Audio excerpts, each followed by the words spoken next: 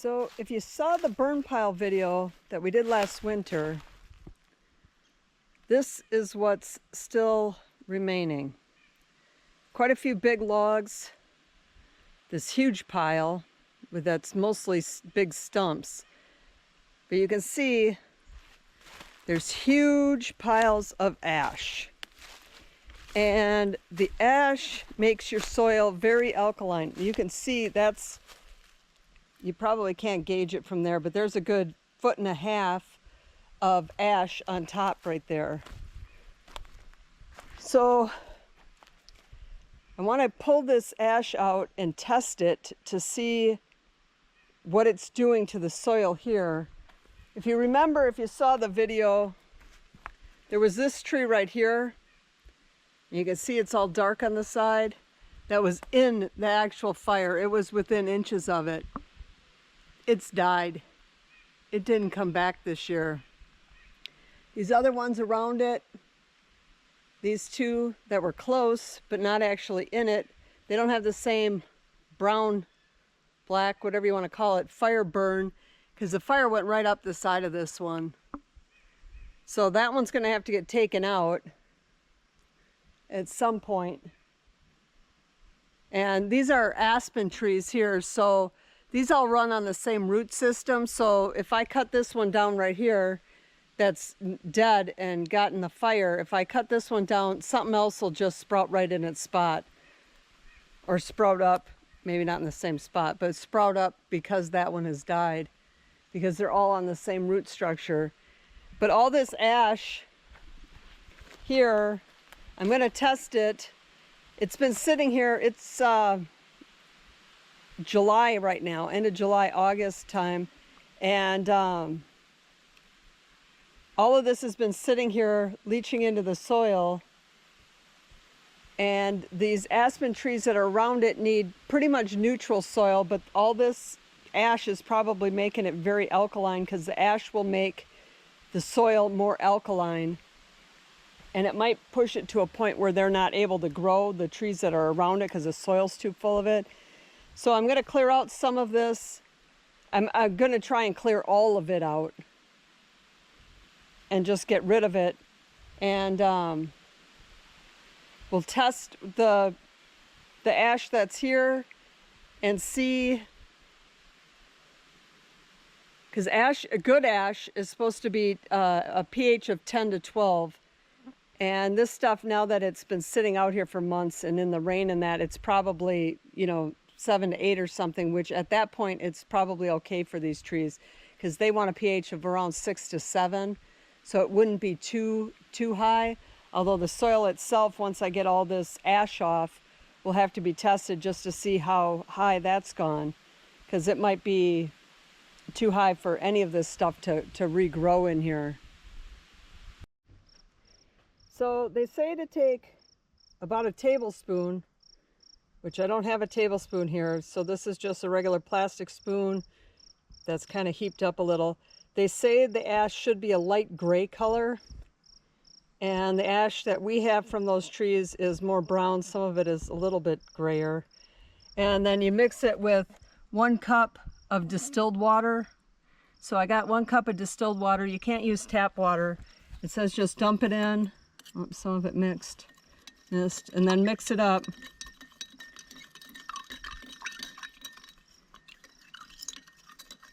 And I probably should have strained it, because it looks like there's a chunk of, where did it go?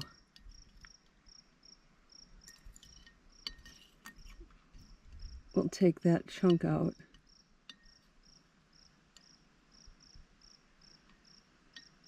There she is. Oh.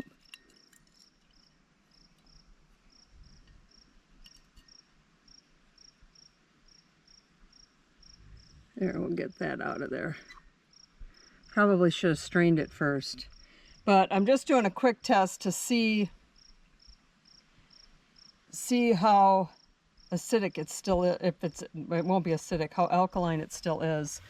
And we'll let that sit for 5 minutes, and then we'll come back and we'll check on it and see what the pH is currently in the ash that we have over there.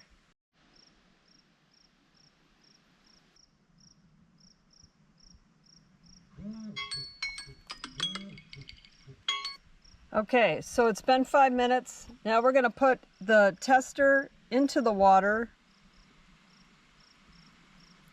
And we got to leave it in the water for 1 minute.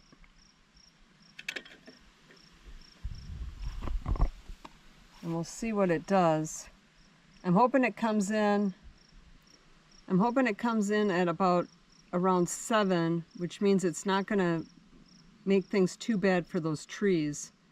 If it gets up closer to 10, which would mean that the ash is still at its full strength, then those trees are going to have problems. But once I get once I clear it off, all the ash, and test the soil beneath it, that's when I'm going to know if I need to mix in anything to make it so that those trees don't have problems right on the edge of that. But it's not changing anything, it's staying right at 7. Which means the ash is still good to be used for, there we go.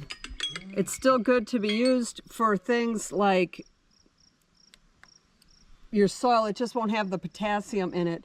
So I'm going to take some, it looks like it's going to stay right around 7 there, which is good to put down for, I'll sprinkle some over in an area where we have just grass because it's good for the grass.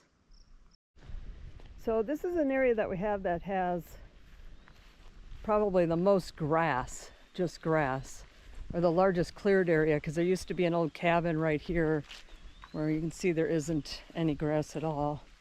And so I'm just going to sprinkle some of this ash here. And it's not enough with a pH of 7, and it looks like it's got a lot of charcoal still mixed in it. With a pH of 7, it's not enough to, I'm putting this on way too thick probably. With a pH of 7, it's not enough to really do much to the soil, but the grass likes it. At 7, between 7 and 10, it is like a lime substitute. So if you're doing something in your garden and you needed more lime, wood ash that's been somewhat leached out is a good substitute for that, even though the pH of it is really low.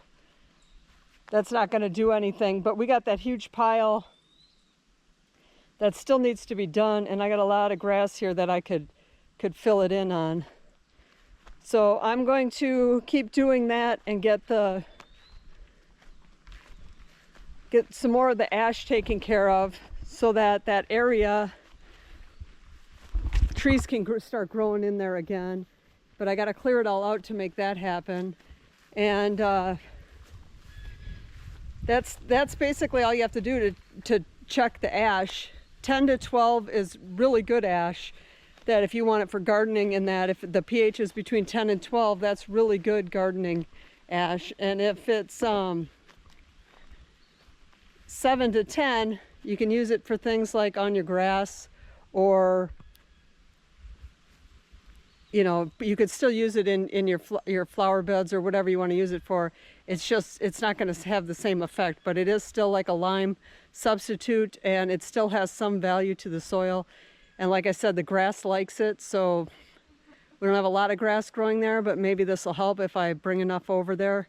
Got to get rid of it all anyway, so might as well dump it where the grass is. If you like this kind of stuff, hit that like button, consider subscribing, and I'll catch you on the next one.